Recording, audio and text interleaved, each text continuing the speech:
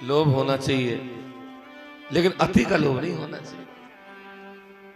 अति के लोभ को क्या करना? अरे भाई, हम जीवन में पैसा कमाते हैं तो आनंद के लिए तो कमाते हैं, हमारे आनंद लेने के लिए तो कमाते हैं, खर्च करने के लिए तो कमाते हैं।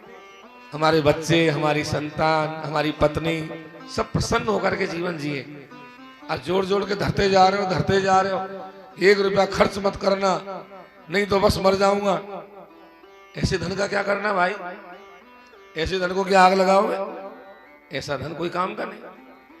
आनंद के लिए जोड़ा जाता है, आनंद के लिए पैसा कमाते हैं हम लोग। अति लोभो नहीं भी करनी और लोभो नहीं भी परित्यजे। लोभ को छोड़ना भी नहीं चाहिए और अति का लोभ करना भी नहीं चाहिए। गंगा जी के किनारे हरिद्वार के पास में एक कोई गांव था और वो गांव में कोई सेठ जी रहते थे और सेठ जी का नाम था दानचंद। क्या नाम था? दानचंद। ये दानचंद क्यों रखा नाम? बोले उनको दान से बड़ी चिढ़ उठती थी। मार साहब कह रहे सेठ जी की कथा सुनाएंगे जरूर पंडित जी। और कौन की सुनाएंगे? सेठ जी की कथा हो रही तो सेठ जी की सुनाएंगे, पटेल जी की होती तो पटेल जी की सुना देते, पंडित जी की होती तो पंडित जी की सुना देते हम तो भैया। अब सेठ जी की होती तो सेठ जी की सुनाएंगे। तो सेठ जी का नाम है दानचंद। क्यों? बोले दान से चिढ़ उठती थी उनको, 1 रुपया खर्च नहीं होना चाहिए। मजाल जो कोई 1 रुपया खर्च कर दे। सेठानी बड़ी धर्मात्मा थी साहब, पूछो ही मत। सेठानी कहती है जी सुनो, तुमने जीवन में 1 रुपया खर्च नहीं करे, धर्म नहीं करे, पुण्य नहीं करे, एक बार तुम गंगा जी तो नहाया हो, पास में ये 2 किलोमीटर 5 किलोमीटर है यहाँ से, एक बार तो नहाया हो। बोले नहीं नहीं मैं नहीं जाऊंगा। बोले क्यों? बिल्कुल नहीं जाऊंगा। आपको जावे में क्या परेशानी है? बोले तू समझा नहीं, मैं वो पंडे रहे पंडे, वो घाट पे तैयार मिलेंगे तेरे बाप, आगे कहेंगे ला पैसा ला, कहां से दूंगा भाई, वो पे पैसा नहीं छूटे। तू आज सुन ले, कल सुन ले, बिल्कुल नहीं जाऊंगा। लेकिन नहीं मानी, जाना ही पड़ेगा। आप एक बार तो नहाया हो गंगा जी। बोल नहीं बिल्कुल नहीं जाऊंगा। एक दिन सेठा ने कहा आपको 100 गाने आ तो 100 में थी, वहां से जाओ नहा के आओ। हे भगवान, ये किसी पीछे पड़ी है मेरे गंगा जी, नाव माँ वो मिल जाएंगे भूत। अब तो सेठ जी जैसे तैसे मन को बहुत कठोर करके और गंगा जी हरिद्वार नहावे चल दिए। अब हरिद्वार में जाके देखे तो भीड़ बहुत ज्यादा। सोमवती में तो बहुत भीड़ मिलेगी। बोले भैया यहाँ तो हर की पेड़ी पे बहुत भीड़ है, यहाँ पंडे भी बहुत घूम रहे। अब अपन को कहीं ऐसी जगह चलना चाहिए जहाँ एकांत हो, कोई मिले नहीं और वहां नहाना हो अपन को। अस्थि घाट पे आ गए जहाँ हड्डी विसर्जित होती है, पर वहां भी लोग बाग और देखे। बोले यहाँ भी कोई न कोई पंडो जरूर आएगा, और आगे चले। तो किनारे किनारे चलते चलते शेर जी और आगे आ गए, 1 किलोमीटर आगे आ गए।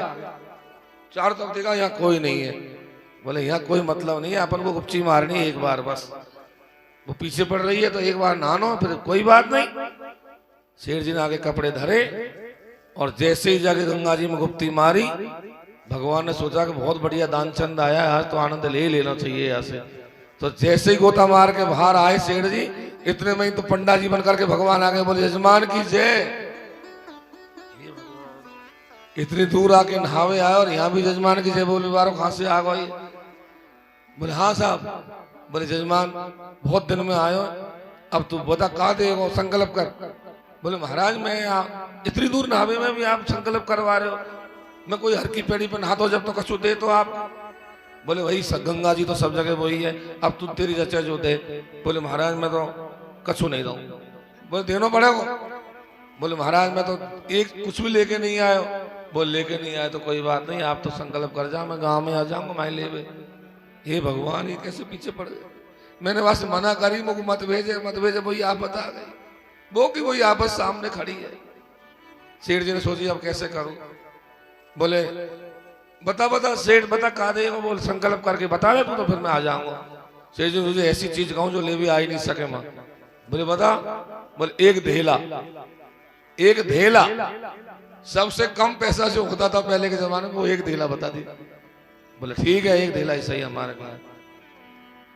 अब सेठ जी ने दिमाग लगा कि 1 धेला के लिए इतनी दूर थोड़ी आया कोई, ये माँ तो पैसा ही बहुत लग जाएंगे किराए भाड़े के, काले में आएगा माँ। लेकिन भगवान का कोई किराया थोड़ी लगता है। अब ये एक ढीला बोल करके सेठ जी गांव आ गए। पूछा, बोले आ होया है क्या होया है, कोई परेशानी? अरे तू परेशानी की तो पूछे ही मन, हर की पेड़ी पे इतनी भीड़ से मैं तो मन आ ही नहीं पायो। फिर अस्थि घाट पे आया तो वहां भी भीड़, 1 किलोमीटर दूर आयो और जैसे ही नहा के बाहर आयो पंडा सामने तैयार, पर मैं भी भागो बाप। मैंने कहा था एक ढेला दूंगो, घर पे दूंगो, गांव में दूंगो, अब आ जाए ले हुए आया तो। अब सुन, कभी वो पंडा आ जाए और वो मेरे बारे में पूछे तो तू कुछ कहियो मत। बोले आ सके, बोले आ सके। बोले ये तो आपने गलती कर दी, आप बस बोल के आए तो देना पड़े। बोले बिल्कुल नहीं, बोलवे में कहा बोल दी, अब देना नहीं है। बोले ठीक है। अब 2-3 दिन निकले, 2-3 दिन के बाद में कोई भगवान का किराया थोड़ी लगता है, तो भगवान तो पहुंच गए भाई, पंडा जी बन गए वही गांव में। और शेर जी के दरवाजे पे जाके जजमान की जय हो। सिटानी ना के पूछी कौन हो भाई? बोले पंडा जी है, हम हरिद्वार से आए, सेठ जी हमको दक्षिणा बोल के आए, वो सेठ जी से मिलना है।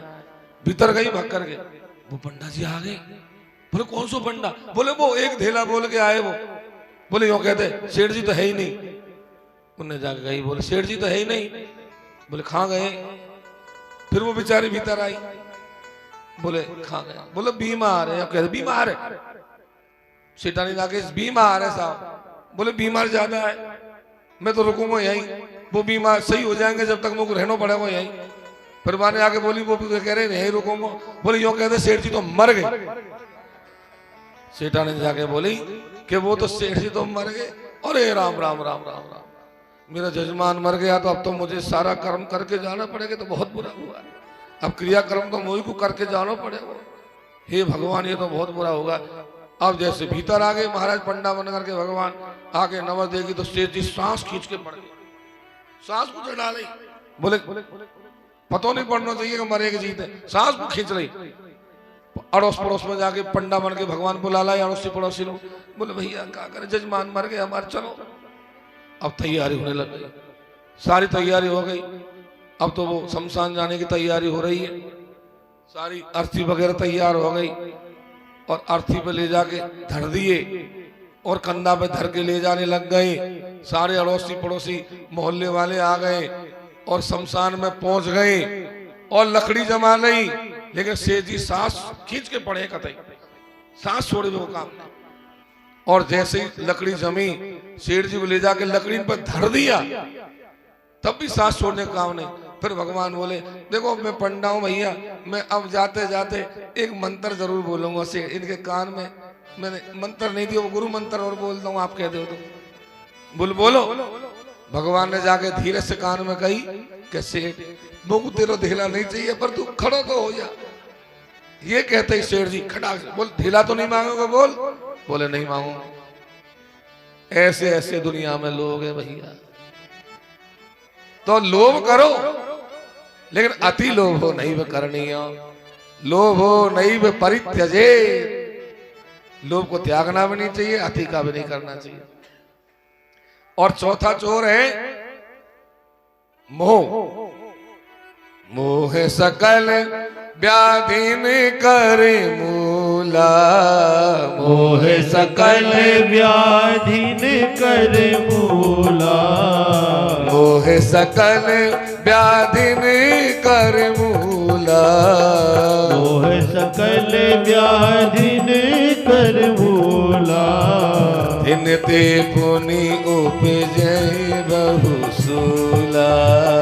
इनते पुनि उपजै बहुसूला। ये मोह सब व्याधियों का मूल है। मोह से ही तो सब काम बुरे होते हैं। झगड़ा होता है, लड़ाई हो गई, अरे साहब लड़ाई क्यों हो गई आपकी? बोले मेरे से गाली दे दिया, माँ की गाली दे दिया, बहन की गाली दे दिया, मैं क्यों बर्दाश्त करूं? झगड़ा क्यों हुआ? क्योंकि हमारा माँ से मोह है, बहन से मोह है, पिता से मोह है। तो ये चार काम क्रोध लोभ मोह, ये चारों ही सक्टासुर है। ये कब मरेंगे? जब हम 108 मणि की माला लेकर के भगवान का भजन करेंगे। 108 दिन में भगवान ने सक्टासुर को मारा, तो 108 मणि की माला लेकर के यदि हम भजन करने लग जाएंगे तो भजन करने से काम क्रोध लोभ मोह चारों का दमन हो जाएगा, चारों शत्रु दूर हो जाएंगे। भजन में वो ताकत है कि भजन करने वाले के सामने न काम आएगा, न क्रोध आएगा, न लोभ आएगा, न मोह आएगा। अभ्यास करते करते अभ्यास बढ़ेगा। दूसरा भाव, बोले हम भगवान ने गाड़ी को क्यों पलटा? भगवान को नीचे रख दिया। भगवान को हर काम में आगे रखो, भगवान को हर काम में ऊपर रखो, नीचे मत करो। भगवान को पीछे करोगे, नीचे करोगे तो भगवान आपकी गृहस्थी की गाड़ी को पलट देंगे। आपकी गृहस्थी की गाड़ी फेल हो जाएगी, पलट जाएगी। अब गृहस्थी की गाड़ी को बचाना है तो क्या करना है? भगवान को हमेशा ऊपर रखो, भगवान को हमेशा आगे रखो, पीछे नहीं। भगवान का काम आगे हो। इस कथा का भाव। इस प्रकार भगवान ने सक्टासुर का उद्धार किया। आगे सुखदेव जी कहते हैं कि एक दारोह मारूढ़म लालयंती सुतम सती गरिमाणम शिशोर्बोढो नसे ही गिरिकूटवा। एक दिन मैया भगवान को दूध पिला रही और दूध पीते पीते क्या हुआ कि कंस के द्वारा भेजा हुआ राक्षस मथुरा से चल दिया, जिसका नाम है तृणावर्त। तृणावर्त तो तूफान बन के आ रहा था। भगवान ने सोचा तृणावर्त तूफान बन के आ रहा है, मेरा तो क्या बिगाड़ेगा। पर ये तृणावर्त यदि आ गया और माँ को उड़ा के ले गया तो माँ मर जाएगी, अब मैं क्या करूं। तो भगवान ने क्या किया, और कुछ दाव नहीं लगा तो भगवान ने अपना वजन बढ़ाना चालू कर दिया। गरिमाणम शिशुर्बोढुम नसे ही गिरिकूटवत। इतना वजन हो गया भगवान में कि लोहे के मूसल के समान। मैया ने देखा कि अचानक लाला में वजन कैसे बढ़ गया। मैया समझ गई कि लाला की कोई नजर है। लाला की नजर जान करके और मैया ने लाला को मां के माई उतार दिया। गोद में से उतार करके अंदर गई गोमूत्र आदि की कुल्हड़ियां ढूंढने। मैया का अंदर जाना हुआ और तृणावर्त का आना हुआ। तृणावर्त ने आकर के आंधी में भगवान को भर लिया और उड़ा करके आकाश में ले गया। जब ही आकाश में ले गया भगवान लपक करके तृणावर्त के कंधे पे बैठ गए। अब तृणावर्त भगवान को घुमा रहा है। भगवान कह रहे दिखा दे भैया, सारे रास्ते दिखा दे, क्योंकि चोर वही सक्सेस हो जाको सारे रास्ते इनको ज्ञान हो। आगे हमको चोरी भी तो करनी है। अब ये तृणावर्त जब भगवान को मथुरा की तरफ लेकर जाने लगा, तभी भगवान ने कंधे पे बैठे बैठे दोनों हाथों का मुक्का बनाया और तृणावर्त का माथा फोड़ दिया। बोली कृष्णचंद्र भगवान की। तृणावर्त मर गया। ये तृणावर्त क्या है? तृणावर्त क्या है? तृणावर्त है रजोगुण। ये रजोगुण जब बढ़ जाता है तो आदमी को हवा में उड़ा लेता है। रजोगुण का मतलब पैसा। ये पैसा जब बढ़ जाता है, धन बढ़ जाता है तो आदमी हवा में उड़ने लग जाता है। अरे साहब बाकी का बात करो, तो हवा में उड़ रहे हो, बाकी पास तो पैसे हो गए हो। अभी रजोगुण कब नष्ट होगा? जब हम प्रभु के चरणों का आश्रय लेंगे। पैसा दिया है, पैसा यदि दिया है, लेकिन पैसे का ठाकुर जी का भजन करोगे, शांति से जीवन जियोगे, सबका सम्मान करोगे, अभिमान नहीं करोगे, तो रजोगुण हमारा नहीं बढ़ेगा। रजोगुण नहीं बढ़ेगा, हम में वो का वही भाव बना रहेगा, अहंकार नहीं आएगा पैसे का। लेकिन जिनके अंदर भक्ति नहीं होती है, भाव नहीं होता है, दान नहीं होता है, धर्म नहीं होता है, उनको पैसे का अभिमान आ जाता है। यही तो गलत बात। ये रजोगुण है। और रजोगुण कब नष्ट होगा? जब हम परमात्मा के चरणों का आश्रय लेंगे। भगवत चरणारविंद के आश्रय से ही रजोगुण नष्ट होता है। कथा में क्या होता है? कथा में आने से हमारा रजोगुण नष्ट होता है, तमोगुण नष्ट होता है, सतोगुण को बढ़ाती है कथा। कथा का काम क्या है? सतोगुण को बढ़ाती है। भगवान की कथा हमारे रजोगुण और तमोगुण को नष्ट कर देती है, बिल्कुल नष्ट कर देती है जड़ से। और यदि कथा सुनने के बाद भी हमारे अंदर तमोगुण भरा है, बार बार क्रोध आ रहा है, बार बार हम काम क्रोध लोभ मोह दम्भ मात्सर्य कर रहे हैं, तो इसका मतलब हमारी कथा में रुचि नहीं, हम भाव से कथा को नहीं सुन रहे। यदि हम भाव से कथा को सुन रहे होते तो निश्चित रूप से मान लो आपके काम क्रोध लोभ मोह दम्भ मात्सर्य सब अपने आप दूर हो जाते। धीरे धीरे ठाकुर जी की तरफ धीरे धीरे अपना आप खिंचाव हो जाता है। ये कथा का काम है, क्योंकि ठाकुर जी की कथा क्या करती है, जीने का मार्ग देती है कथा। तब कथा मरता तप्त जी बना कभी भी रीता कर्म साप। गोपी गीत में गोपी कह रही है आपकी कथा अमृत है प्रभु, आपकी कथा जीने का सहारा है प्रभु, सारे कलमशों को दूर कर देती है, सारे अहंकार को हटा देती है आपकी कथा। धन्य है वो कथा लुटाने वाले जो सबसे बड़ा दान करते हैं कथा का। तो इस प्रकार से भगवान ने तृणावर्त का उद्धार किया। उसके बाद एक दिन मैया भगवान को दूध पिला रही, और दूध पिलाते पिलाते ही मैया ने जाने कहा जच्ची भगवान को खिलाने लग गई। ऐसे माँ खिलाने लग जाती है ना, हंस हंस बेटा हंस बेटा, तो भगवान को हंसाने लग गई मैया। जैसे हंसाने लगी भगवान हंसे और मुंह खोला, तो मुंह खोलते ही मैया ने क्या देखा कि भगवान के मुंह में पृथ्वी देखी, आकाश देखा, सूर्य देखा, चंद्रमा देखा, तारे देखे। खमरोदसी ज्योतिर्नी के मासा सूर्य सुषना बधाश्य। ये देखते ही मैया तो चकाचौंध हो गई। फिर भगवान ने मुंह बंद कर लिया। फिर मैया बार बार फिर खिलावे लगी, देखा औजू देखो, दोबारा देखो, दोबारा देखा तो कुछ नहीं। मैया समझ गई, अरे अरे नहीं नहीं, ये तो मेरी आंखन को भ्रम है, लाला के मुंह में खांसी आई। ये चीज भागवत में 2 बार की है भगवान, एक बार तो अब किया, और एक बार जब मृत भक्षण किया, माटी खाई, जब भगवान से मैया ने कही मुंह खोल के बता, तो भगवान ने पृथ्वी वायु आकाश आदि दिखाए।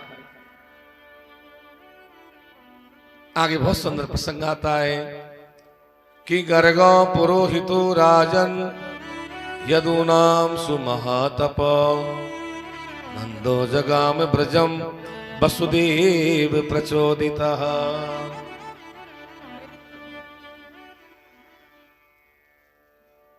हमारे बीच में सवाई माधोपुर से हमारी भागवत सेवा समिति है, भागवत सेवा समिति सवाई माधोपुर, जिनके द्वारा कई तीर्थों में कथाओं के आयोजन हुए हैं, बहुत अच्छे अच्छे आयोजन।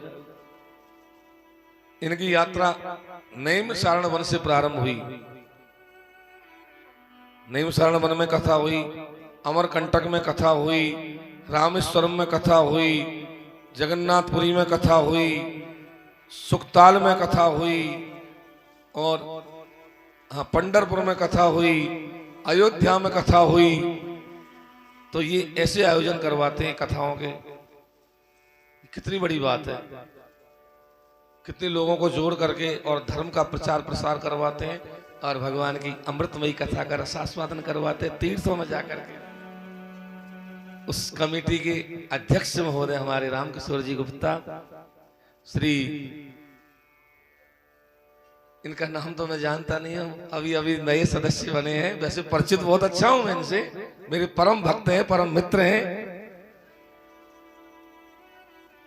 विमल जी, हाँ विमल जी हैं, और इनका मुरारी लाल जी अग्रवाल, तो ये, और हमारे सीताराम जी हैं, ये पधारे। बहुत बहुत व्यासपीठ से आशीर्वाद है, बहुत बहुत ठाकुर जी आपको उत्तरोत्तर ऐसी शक्ति दे कि आप स्वस्थ रहें, मस्त रहें, और ऐसे आयोजन कराते रहें। भगवान आपको सद्बुद्धि देते रहे, शक्ति देते रहे, और आप इस तरह के आयोजन करते रहे। बहुत अच्छी बात है, बहुत अच्छा। व्यासपीठ से बहुत बहुत शुभ आशीर्वाद है। हमारे पूरणमल जी, ये सदस्य, ये कमेटी के मंडल में नहीं है, लेकिन उससे कम भी नहीं है, मंडल से कम नहीं है ये मंडल में सदस्यों, पूरे सदस्य मानिए इनको भी। और ऐसी कोई कथा नहीं है जिसमें ये नहीं गए हो, हर जगह इनका बराबर से सहयोग करते हैं, हर जगह साथ जाते हैं। और आज ये भौमिया जी पे जो कथा हो रही है, ये पूरण जी के प्रेम की ही कथा का ये योगदान है कि हमको यहाँ व्यासपीठ पर आज कथा कहने का सौभाग्य प्राप्त हो रहा है। ये इनका प्रेम और इनका भाव ही आज भौमिया जी तक हमको लेकर के आया है, नहीं तो हम यहाँ जीरोतम भौमिया जी पर नहीं आते। इस कथा का श्रेय हमारे पूर्णमल जी के भाव और भक्ति का विशेष प्रेम है हमारे ऊपर, बहुत विशेष प्रेम है हमारे ऊपर में। भगवान ऐसा ही भाव बना रहे हो, रखा क्या है दुनिया में भाई। तो आइए अब हम प्रसंग की ओर चले थोड़ा सा। तो आगे सुखदेव जी कहते हैं भगवान के नामकरण का समय आया। बहुत सुंदर कि गर्गो पुरोहितो राजन यदुनाम सुमहातप नंदो जगाम ब्रजम वसुदेव प्रचोदितः। एक यादवों के गुरु थे गर्गाचार्य जी महाराज। गर्गाचार्य जी महाराज। अब आप सोच रहे होंगे महाराज हमारा तो नाम ही भूल गए, ये व्यासपीठ है, यहाँ केवल कथा का ध्यान रहता है हमको, और चीजें हम बिल्कुल भूल जाते हैं। नहीं तो दिन रात बातें होती हैं हमारी, खूब जान पहचान है, लेकिन यहाँ हमको और कोई स्मृति नहीं रहती है भाई। यहाँ तो कथा की स्मृति रहती है हमको बस। ये ठाकुर जी की कृपा है। हाँ, कथा के मामले में आप चाहे जो पूछ लो, पीछे कोई बात कर रहा है उसकी बता दें, हाँ ये क्या बात कर रहा है, कौन आया कौन नहीं आया। 1000 श्रोताओं में से 5000 श्रोताओं में से बता सकते हैं कौन आया कौन नहीं आया। इतने व्यासपीठ का वो रहता है प्रभाव। तो यादवों के गुरु थे गर्गाचार्य जी महाराज, गर्ग मुनि। ये एक बार गोकुल में आए, नंद बाबा को पता चल गया कि गर्गाचार्य जी महाराज आए। नंद बाबा ने जाकर के गर्गाचार्य जी को ढोक दी। गर्गाचार्य जी बोले अरे नंदराय जी कैसे हो? बोले अच्छा हो महाराज, आप जैसे संतन की कृपा है। और सुनाओ, बात तो बड़ी कृपा करी, आप गोकुल में पधारे महाराज, हमारा गोकुल पवित्र कर दियो आपने। ये गर्गाचार्य जी महाराज सिद्ध पुरुष थे, तीनों कालों के जानने वाले थे। वर्तमान काल, भूतकाल, भविष्य काल, तीनों कालों की सिद्धि प्राप्त थी। भजनानंदी संत थे। नंद बाबा ने कहा महाराज मैं एक बात पूछना चाहूं आपसे। बोले बोला बताओ। बोले महाराज हमारे जब से छोटे लाला को जन्म हुआ, जब से विघन कछु ज्यादा ही आवे लग गए, तो आप बताओ ये क्या कारण है महाराज। गर्गाचार्य जी बोले का नाम है तुम्हारे छोटे लाला को? तो नंद बाबा बोले नाम तो अभी धरे ही नहीं हमने, अभी नाम ही नहीं धरे गुरु जी, हम तो काना काना कहे बातें। अब आप गुरु जी आए गए तो एक काम करो, आपको नाम भी धर जाओ, दोनों बच्चान को नामकरण कर जाओ। एक देव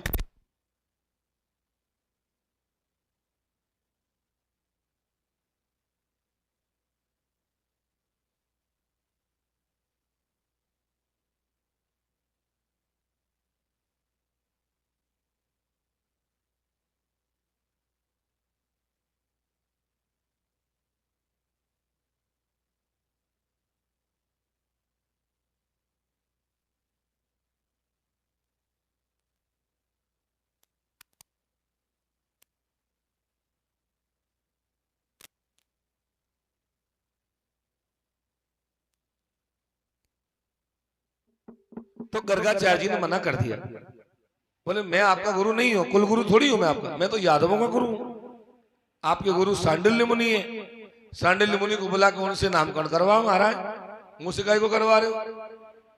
यदु नाम हेमाचार्य ख्यातश्च भव सर्वतो, मैं यादवों का गुरु हूं।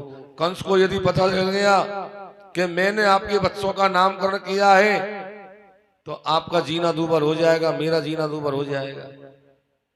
क्यों कंस को तो यही तलाश है कि कहाँ है देवकी का 8वां गर्भ। मैंने यदि नामकरण कर दिया तो कंस को ये महसूस हो जाएगा कि हो ना हो नंद बाबा के यहाँ ही देवकी का 8वां गर्भ है। इसलिए महाराज आप मुंह से नामकरण मत करो। नंद बाबा ने कहा महाराज मेरी तो इच्छा यही ही आपसे नामकरण हो जाता। बोले नहीं। अब गर्गाचार्य जी महाराज तो जानते हैं कि त्रिलोकीनाथ आज ब्रज में आए हैं और उनके नामकरण का मुझे सौभाग्य मिल रहा है, तो मैं कहां चूकने वाला।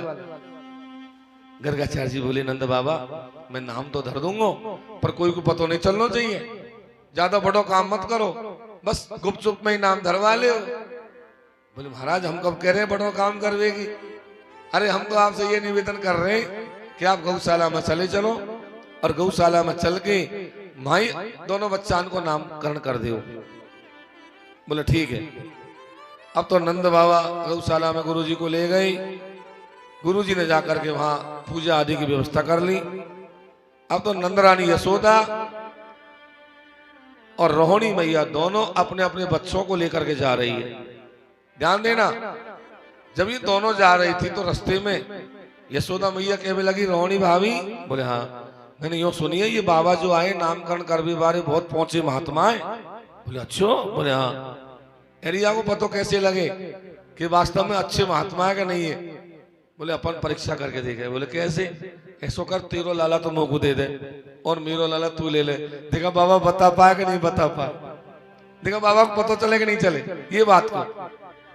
तो दोनों ने क्या किया, बच्चे बदल लिए। रोहिणी जी का बच्चा तो यशोदा जी ने ले लिया और यशोदा जी के बच्चे को रोहिणी जी को दे दिया। दोनों बच्चा बदल करके गुरु जी के सामने जाकर के बैठ गए। अब गुरु जी तो गुरु जी है, सामने यशोदा बैठी नंद बाबा के बगल में रोहिणी भाभी बैठी। नंद बाबा ने कही महाराज रखो नाम। जब नाम रखवे की गई तो यशोदा की तरफ इशारा किया। नंद बाबा ने इशारा किया, महाराज आपको नाम रखो। अब गुरुजी के मुख से क्या निकला देखो। गुरुजी ने क्या कहा कि अयम ही रोहिणी पुत्रो, ये यशोदा की गोद में जो बेटा है ये यशोदा का नहीं है। ये यशोदा की गोद में जो बच्चा है वो यशोदा का नहीं है। अयम ही रोहिणी पुत्रो, ये रोहिणी का पुत्र है। और इसमें रमयन सुहृदो गुणई, इसमें सारे संसार के गुण मौजूद हैं। इसलिए आख्यास्यते राम इति बलाधिक्यात् बलम विदु, इसका नाम होगा राम और ये बलवानों में बलवान होगा, इसलिए इसका नाम होगा बल। दोनों को मिलाएंगे तो नाम बन जाएगा बलराम, बलदेव, बलदाऊ। नंद बाबा ने कहा महाराज हम तो दाऊ दाऊ करे यहां से। बोले बहुत बढ़िया, और कोई नाम? बोले इसका कर्षण किया गया। गुरुजी कह रहे इसको कर्षण करके देव की में से रोहिणी में लाया गया, इसलिए इसका नाम होगा संकर्षण। बोलिए संकर्षण भगवान की जय हो। संकर्षण नाम रख दिया। नंद बाबा ने कहा महाराज रोहिणी को ये तो देवकी को नहीं है। गुरुजी बोले आपको पता नहीं है, मुझे पता है। अब तो महाराज छोटे लाला को नाम रखो। छोटे लाला को नाम लेते तो गुरुजी को समाधि लग गई। आज त्रिलोकीनाथ का नामकरण कर रहा हूं मैं, देखो मेरा सौभाग्य। बहुत देर में जाकर गुरुजी की समाधि टूटी। नंद बाबा ने कहा महाराज न रखो ना छोटे लाला को नाम। बोले छोटो लाला तो अलग अलग युगन में अलग अलग प्रकार से जन्म लिए है, कभी सफेद रंग का, कभी लाल रंग का, कभी पीले रंग का। इदानीम कृष्णताम जगतः, अब की बार काले रंग का है तो इसका नाम होगा कृष्ण। क्या नाम होगा? कृष्ण। कृष्ण शब्द का अर्थ क्या होता है? कृष्ण शब्द का अर्थ होता है खींचना। करसती जीवानाम चित्तम इति कृष्ण, जो जीव के चित्त को खींच ले, जो खींच करके ले आए वही तो कृष्ण है। जिसको बुलाना होता है उसको खींच लेता है कृष्ण अपने आप, अपने आप खींचता है, इसका काम ही खींचना है। बोले महाराज और कोई नाम? हम पे तो ये नाम लिए नहीं जाए, कृष्ण जीव में बल देना पड़े। हम तो ऐसे काना कहेंगे, कनुआ कहेंगे, कन्हैया कहेंगे, बस चलेगा। बोले और कोई नाम? तो गर्गाचार्य जी बोले बहूनि संति नामानि रूपाणि च स्वतस्य ते गुण कर्मानुरूपाणि तान्यहं वेदनो जना। तुम्हारे छोटे लाला के नाम की तो गिनती नहीं है बाबा। ये जैसे जैसे कर्म करेगा वैसे वैसे जाके नाम हो जाएंगे। सबको प्यारो लगेगा, मोहन यहाँ से कहेंगे। रस्सी से बंधेगो तो दामोदर बन जाएगो, मुर्कू मारेगो मुरारी, बक्कू मारेगो बकारी, गोवर्धन उठाएगो तो गिरधारी बन जाएगा। या के नामन से तो गोपाल सहस्त्र नाम भरी पड़ी है, विष्णु सहस्त्र नाम भरे पड़े हैं। या के नामन की गिनती नहीं है बाबा। बोले महाराज और कोई बात? तो गर्गाचार्य जी के मुख से निकल गया कि बाबा तुम्हारो छोटो लाला तो भगवान है। निकल गई।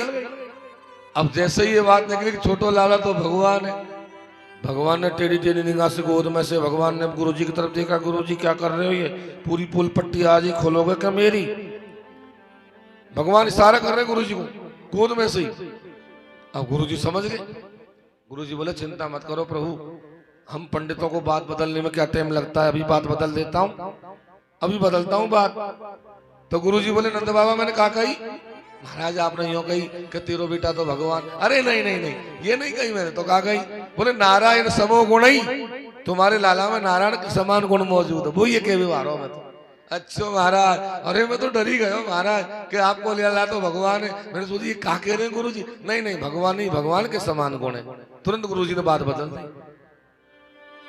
गुरुजी को बहुत सारा दान दक्षिणा दे करके विदा कर दिया। गुरुजी जब विदा हो गए, अब भगवान ब्रज में बड़े होने लगे।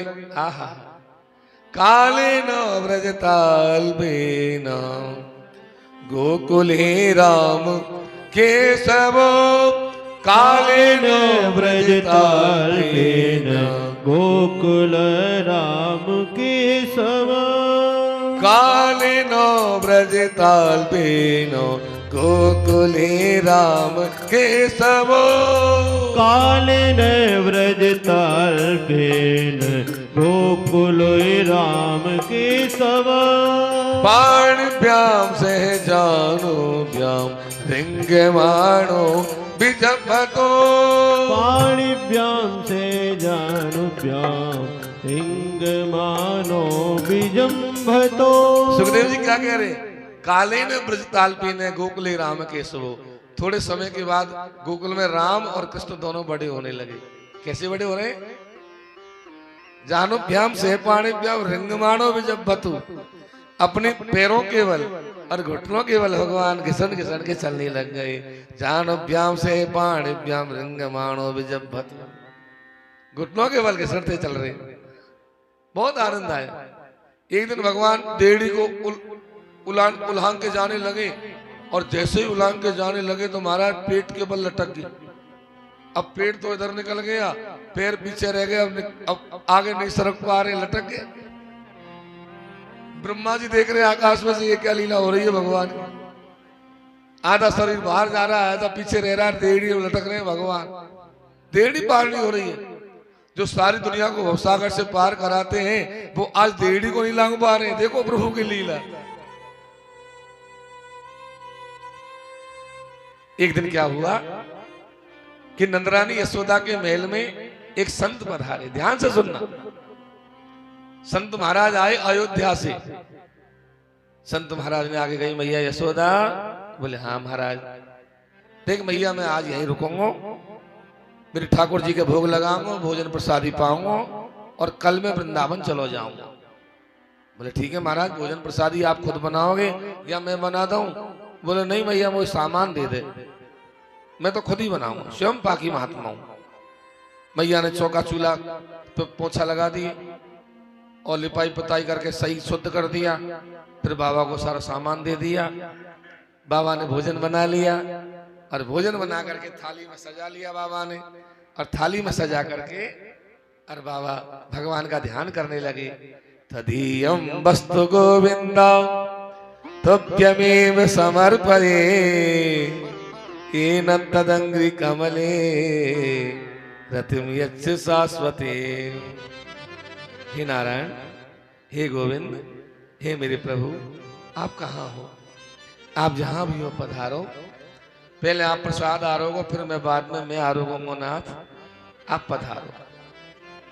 भगवान कृष्ण और बलराम दोनों भैया कमरे में बंदे, कमरे में बैठे दोनों भैया। भगवान बोले दाऊ जी, दाऊ भैया। बोले हाँ। वो बाबा मुंह को बुला रहे, मैं जाऊं? बोले जा। अब तो भगवान घुटनों के बल चलते चलते आए, और बाबा की जहाँ थाली रखी भोजन की, वहां में आकर के भगवान भोग लगावे लगे। जो भोग लगावे लगे, बाबा की आंख खोली तो अरे राम राम, ओ भैया गजब हो गया, अरे यशोदा। बोले हाँ, ये देख तेरे लाला ने आके भोजन झूठो कर दिया। मैं भोग लगा रहा हूं, तेरे लाला ने जाने कहां से आकर भोजन झूठा कर दियो। अरे राम राम राम राम, अब मैं भोजन नहीं करूंगा। मैया बोली बाबा तुम्हारे ढोक देता हूँ, तुम्हारे पैर पड़ जाओ। छोटो सो लाला समझे नहीं है, नहीं जाने कहां से आ गए हो। दोबारा सामान देता हूँ, दोबारा बना लो। नहीं मैं बना के नहा धो के बनाता हूँ। बोले नहीं, चल दोबारा सामान दे दे। मैया ने दोबारा सामान दे दिया। बाबा ने दोबारा भोजन बना लिया, और भोजन बना के फिर दोबारा बाबा ने वही कही नाथ, हे नारायण खाओ तुम, जल्दी आओ, पहले भोग प्रसाद लगाओ, फिर मैं पाऊंगा प्रभु। भगवान को मैया कमरे में ले गई पकड़ के पहले, लेकिन कमरे में से फिर भगवान दौड़ के आए और आके फिर दोबारा भोग लगावे लगे। जब भगवान दोबारा भोग लगावे लगे, फिर भगवान के देखा बाबा ने, अरे राम राम राम राम, कैसा नटखट बच्चा है, बार बार प्रसाद को झूठा कर देता है।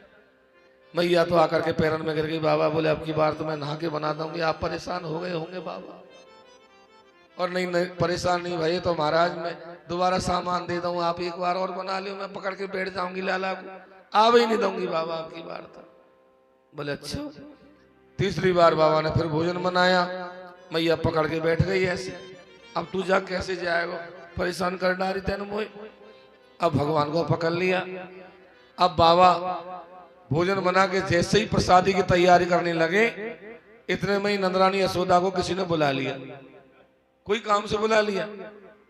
अब बाबा, अब की बार बाबा ने क्या कहा, प्रभु तदीयम वस्तु गोविंद तुभमेव समर्पये। हे नाथ, भोजन प्रसादी बाद में करना, पहले आप मुझे दर्शन दो। आप कहाँ हो, पहले आपके दर्शन करूंगा मैं नाथ, फिर आप भोजन करना, फिर मैं पाऊंगा प्रभु।